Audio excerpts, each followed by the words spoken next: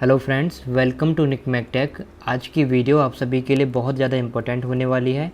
क्यों? आज की वीडियो में मैं आप सभी को अप्लाइड थर्मोडायनेमिक के जितने भी इम्पोर्टेंट टॉपिक्स हैं दोस्तों, ठीक है, मैं टॉपिक्स के बारे में बात कर रहा हूँ कि अप्लाइड थर्मोडायनेमिक्स के अंदर दोस्तों जो भी इम्पोर्टेंट टॉपिक्स हैं, अगर आपने अभी तक कुछ भी नहीं पढ़ा है थर्मोडायनेमिक के अंदर, है ना, अप्लाइड थर्मोडायनेमिक के अंदर, और आप पास होना चाहते हो, तो सबसे पहले मैं रिकमेंड करूँगा आपको कुछ टॉपिक्स के बारे में, वो आप टॉपिक सबसे पहले पढ़ें और उन टॉपिक्स को पढ़कर आप लोग पास ईज़िली हो सकते हो, आसानी से पास हो सकते हो।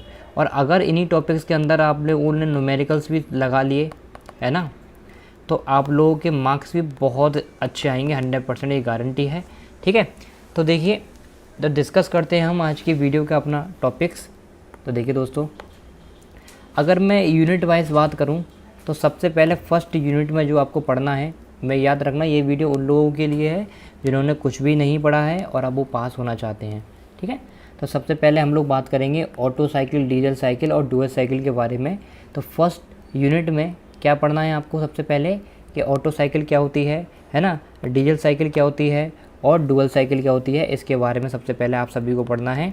और इनके बारे में आप लोगों को कंपैरिजन भी पढ़ना है, इन तीनों में क्या डिफरेंस होता है और किस तरीके से हम लोग कंपैरिजन कर सकते हैं। अगर मैं सेकंड यूनिट के बारे में बात करूं तो यहाँ पर आपकी रैंकाइन साइकिल आती है।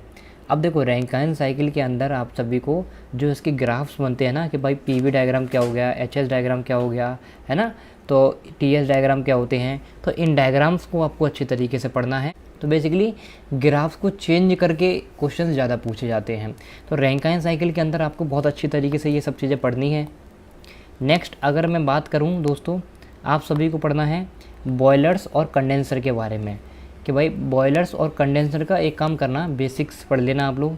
जैसे बॉयलर्स में अगर मैं बात करूं तो बॉयलर के अंदर आपको विलकॉक्स बॉयलर क्या होते हैं, ठीक है, तो इस तरीके जितने भी बॉयलर्स हैं उनके बारे में एक बार पढ़ना और उनसे कुछ कुछ जो पॉइंट्स होते हैं उनको अच्छे तरीके से आप लोग देख लेना। ठीक है, फिर अगर मैं बात करूं, यहाँ पर आपको कंडेंसर के बारे में भी पढ़ना है ना, कंडेंसर का बेसिक्स पढ़ लेना, क्योंकि आप सभी अगर कम चीज़ों पर फोकस करोगे तो हो सकता है अगर आप कम चीज़ें अच्छी तरीके से करोगे तो आपके एग्ज़ाम में मार्क्स ज़्यादा भी आ सकते हैं। ठीक है, फिर अगर मैं थर्ड यूनिट की बात करूं तो थर्ड यूनिट के अंदर आपको पढ़ना है स्टीम टरबाइन। और याद रखना दोस्तों, ये जो थर्ड यूनिट है ये आप सभी के लिए बहुत ज़्यादा इंपॉर्टेंट होने वाली है। क्यों इंपॉर्टेंट होने वाली है वो मैं अभी आपको बताता हूँ। थर्ड और फोर्थ यूनिट, देखो यहाँ पर आपको स्टीम टरबाइन के बारे में पढ़ना है।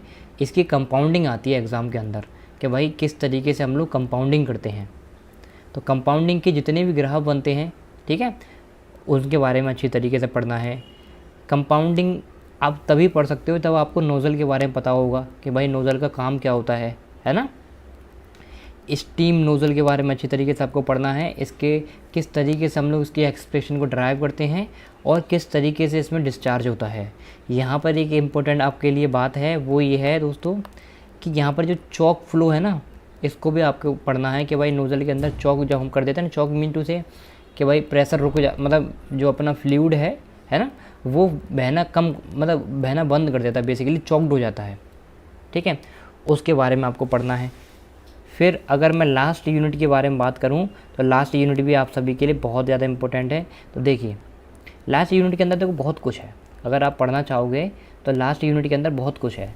जैसे open and close cycle gas turbine के अंदर बेसिकली जो हमारी गैस टरबाइन है इसको हमने किस तरीके से क्लासिफिकेशन किया है ना, ओपन साइकिल और क्लोज साइकिल के बेसिस पे हम लोगों ने क्लासिफिकेशन किया है। तो आपको पता होना चाहिए कि ओपन साइकिल क्या होती है, क्लोज साइकिल क्या होती है, किस तरीके से हम लोग इसका क्लासिफिकेशन करते हैं, या फिर गैस टरबाइन को कैसे हम लोग क्लासिफिकेशन करते हैं गैस टरबाइन का। ठीक है, और इसमें ही एक इम्पोर्टेंट आपके जो बहुत ज़्यादा पूछी जा सकती है, क्योंकि एक गैस टरबाइन है, इसमें बहुत ज़्यादा इंपॉर्टेंट जो चीज़ है ना वो है आपकी ब्रेटन साइकिल, कि भाई ब्रेटन साइकिल क्या होती है ना। तो ब्रेटन साइकिल को आपको अच्छी तरीके से पढ़ना है, ब्रेटन साइकिल के बारे में।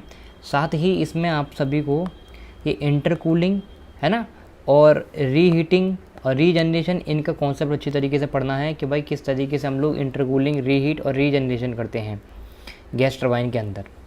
और अगर आपके पास टाइम बच जाए, अगर आपने इन सब की प्रैक्टिस अच्छी तरीके से कर ली है दोस्तों, है ना। अगर आपने इन सब टॉपिक्स की अच्छी तरीके से प्रैक्टिस कर ली है 1 बाय 1, तो अगर आपके पास टाइम बच जाए तो आप लोग जेट प्रपल्सन के बारे में ज़रूर पढ़ना थोड़ा सा। अगर आपने इतना पढ़ लिया ना, और अच्छी तरीके से इतना पढ़ लिया, तो आप पास आराम से हो सकते हो, ठीक है। तो अगर आपको ये वीडियो पसंद आई हो, हेल्पफुल लगी है, तो अपने दोस्तों के साथ शेयर ज़रूर करें। और आप चाहते हो कि मैं ये टॉपिक्स आप सभी को पढ़ाऊँ, तो फटाफट नीचे कमेंट्स में मुझे बताओ, फिर मैं 1 बाय 1 इन सब टॉपिक्स को आपको पढ़ाता हूँ।